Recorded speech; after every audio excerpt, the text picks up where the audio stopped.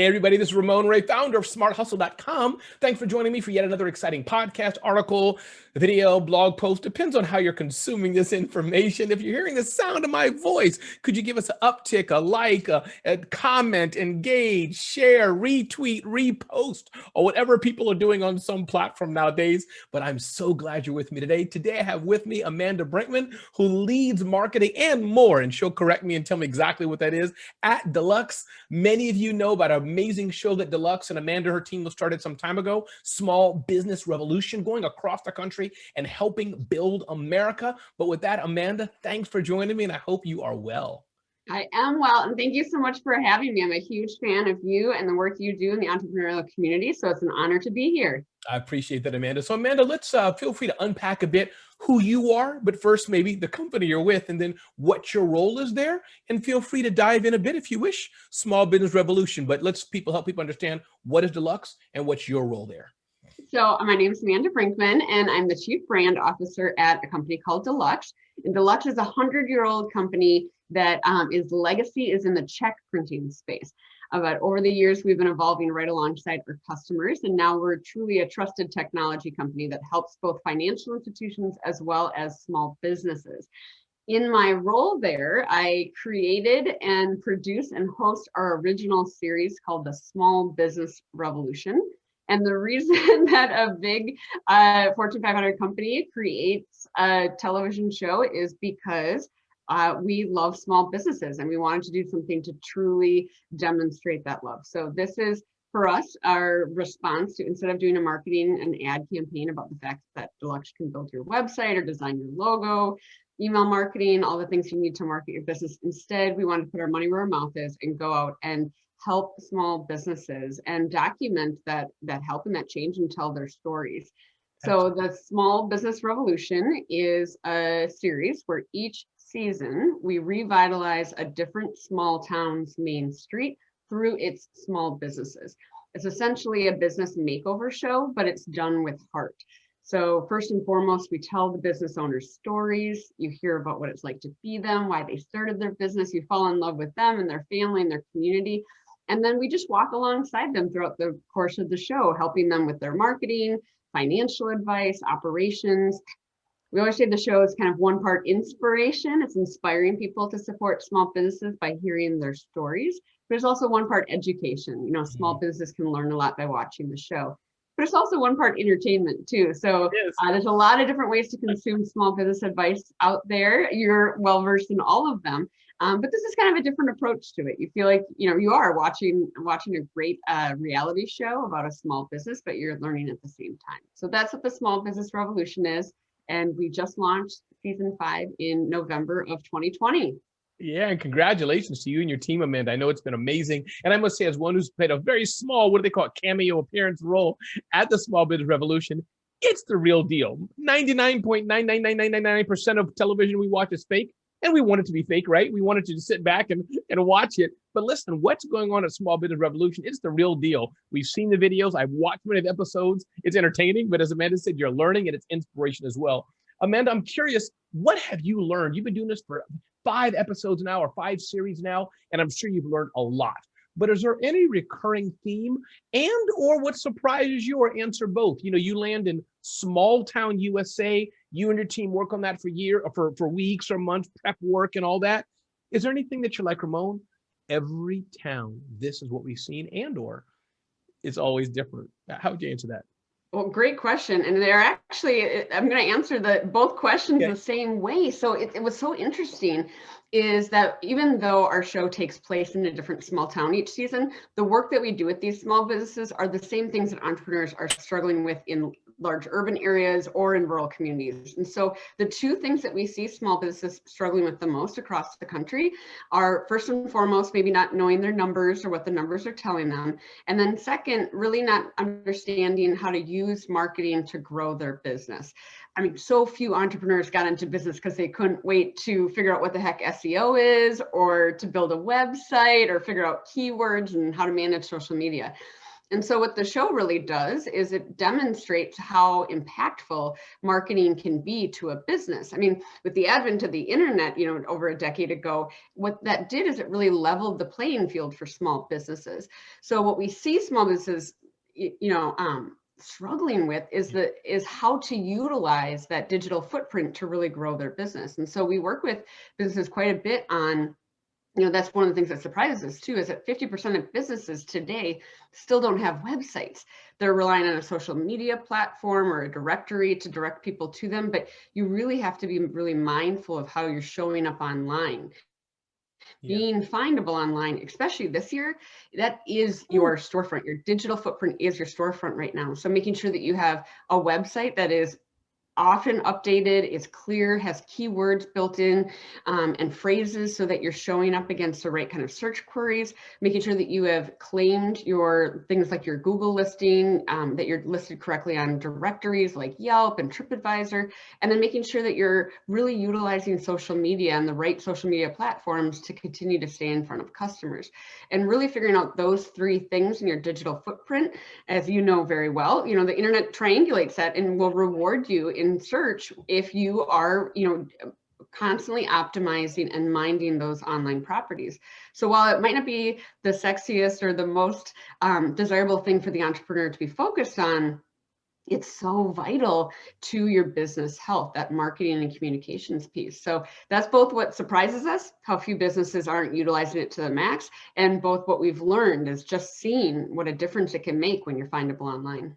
For sure, man. And I'm curious, why is that? And again, it's a much bigger question that Amanda or Ramon can answer, but I'm curious, the tools are there. If you even want to do free, which I don't recommend for most, but hey, you want to do free and keep the brand's logo up there, or you want to do it yourself, you want to get a coder, you want to work with a company like Deluxe. My point is, there's a zillion options. So I'm curious, Amanda, is it lack of time? Is it small businesses don't know? Is it they don't care? Do they think it's okay? And maybe it's a mixture of all, but I always wonder, you see Jenny, the proverbial bagel company or store, whatever it is, and you work with many of these small businesses.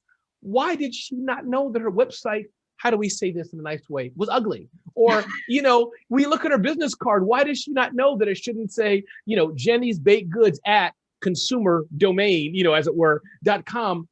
And maybe I need to get my head out of my own self, because you and I know this, but I'm curious, what do you think, Amanda, it is as you've talked to these small businesses, why they stay the same? I think there's a few factors that play. One, I think most entrepreneurs started their business because they had a passion or a skill set for something very specific, either a product or a service. In your example of Jenny with the baked goods, she's great at baking and wants to bring that to people. So how does that possibly translate into a passion for logos or websites? So first of all, I think it's just because you had an idea for a business and you're skilled at something, that doesn't necessarily mean that you naturally want to be spending time on all the things it does take a successful business. The second thing I think is it's just business owners try to wear all the hats. When you think about, and it's natural, yeah, you do it all. You do it well, make the rest of us look bad, but somehow you do it all. Most business owners, when you think about a large corporation, the benefit is not only how many employees they have, but the fact that they have departments, their specialties. There are people who are trained in HR and know all the rules. There's people who are trained in accounting and know all the rules. There's a marketing department and there's a sales department. But when you're a small business, you are wearing all those hats. You're doing all of those things. And so I think there's this natural tendency, because you think so much about just your fiscal resources, right, that you start to forget about your time is a resource too. So you feel like, if I can figure out how to do my website, I'll just do it myself. Whereas it might be better for the growth of your business to spend dollars to have someone else who's skilled in that area do it for you. They can do it better, faster, they'll make sure it gets done.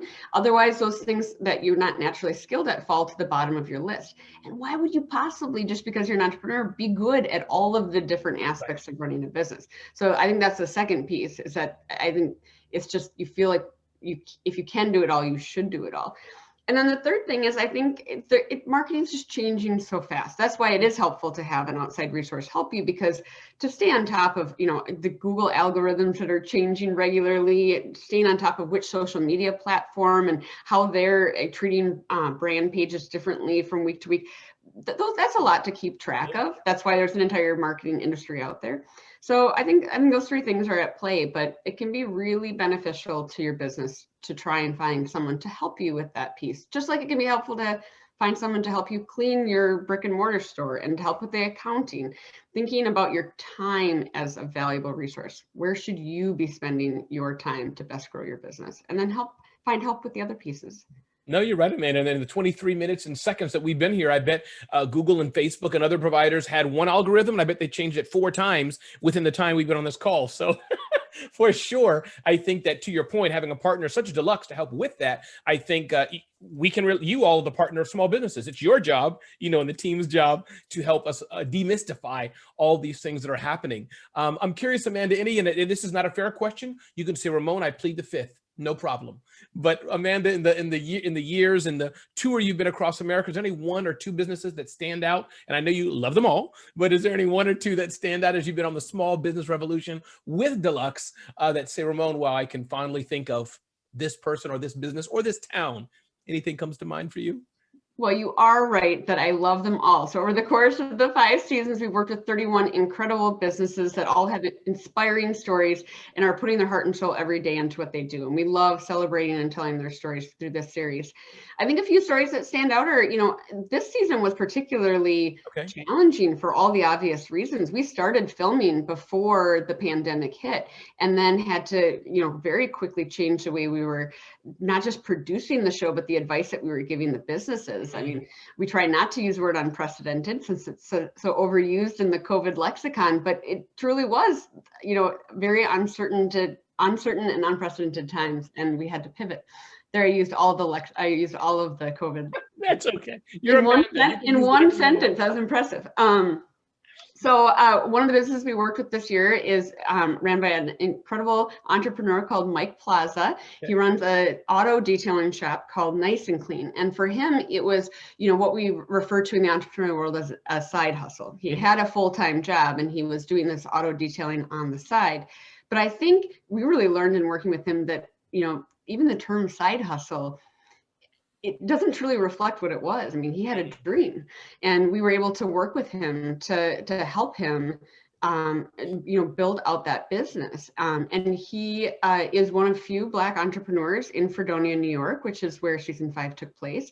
And he almost applied to be on the show. He felt like, in his words, he said, money always goes to money. I didn't think on the show.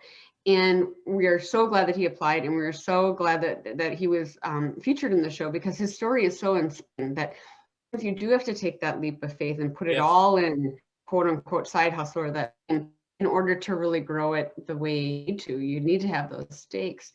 So we were honored to walk alongside him in that journey. He's such an inspiring person and entrepreneur. I could keep going. I got 31 stories for you. That's okay. Listen, and people will, by the way, where should people go to find out this story and the other stories, Amanda? What's the best website address for Deluxe and for the Small Business Revolution? Yeah, so you can watch all 5 seasons of the Small Business Revolution on Hulu. They're also on Prime Video. And then if you don't have either of those platforms, it's also streams online for free at smallbusinessrevolution.org.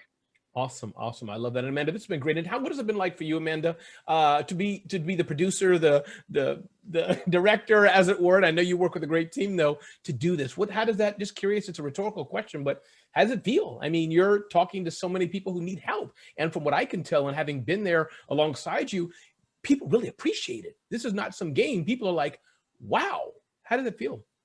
It feels incredible. I strongly believe we're all on this planet to make each other's lives better. I don't think we're here to make a lot of money and drive nice cars, though some of us like those things. I think we're all here to figure out what our unique skill set and blessings are, and use those to the max to help other people in the way that they want to be helped, not in our version of better. And I feel like, I started my career in the marketing space. I'm not working for a nonprofit, but I feel like part of my mission in my career and in my life is to be an example of how you can work in corporate America and push for programs that are goodness at the core. As corporations, we spend a lot of money talking to people about ourselves. Right. And if we just, redirected like we have with the Small Business Revolution, a portion of our marketing dollars to actually going out and helping people in whatever way matters to them, what a different world this could be. And so I feel like I've just been blessed with a unique skill set, marketing background, to have been able to concept this idea, and then blessed to work at a company as generous as Deluxe to invest in this idea. And hopefully it can be an example to other companies of this concept I always love to talk about, which is how does a company do well by doing good, right? We don't have to think about it so mutually exclusive. Like either you're a for-profit doing good in the world, or you're a nonprofit doing good in the world, or you're a for-profit making lots of money. How do you bring those two things together beyond just selling people things? And so for me, it feels really good. The show part's super fun to produce and stuff, but that wasn't why this idea first came to be. It was really more about, this could be a really beautiful way to demonstrate Deluxe's commitment to small businesses. And it could be a really great way to be an example to other brands that you can go out there and make a difference and create really high quality content that will actually help you reach more people in a better and more authentic way. No, indeed, Amanda. And on behalf of the world, really, thank you for what you do and what Deluxe is doing and what you do. I know it's fun for you, have a passion, you love what you do. It comes out in this interview we're doing, but even just having observed you. So I know you're benefiting small businesses. And I think it's a double whammy, not just that one or two of the 31 small businesses directly have gotten help, but Amanda, the towns, the mayors or elected officials that have been a part of it, and bigger, those learning by watching. So I think that's also the bigger work as well, being able to look to companies like Deluxe to help small businesses succeed. So thank you so much. Anything I didn't ask you, Amanda, that you wanted to mention before we wrap up? No, I just really appreciate you helping us get the word out there. For us, this is so much more than a show. We truly want to create a movement to inspire more people to understand the importance of supporting small businesses. And so, right now, I think people are recognizing that this crisis has disproportionately affected small businesses, and they want to support small businesses. And so as entrepreneurs, we need to make that as easy as possible to do it. So, and then as consumers, we need to step up and figure out creative ways to support those small businesses. So at the core of this is a movement. And so I appreciate you helping us spread the word about what we're up to. And I hope people check out the show and share it with their networks as well. We will indeed. Listen, ladies and gentlemen, Amanda Brinkman with Deluxe and Small Business Revolution. This is Ramon Ray with smarthustle.com. As I said at the top of the show, if you're listening to the sound of my voice, sing this video, give us a like, give us a vote, give us 7 stars, give us 100 stars, whatever you want. Comment, engage, share with somebody else. Something you don't like, quietly tell me. But overall, we want you to share. And you can find out more great interviews like this at smarthustle.com.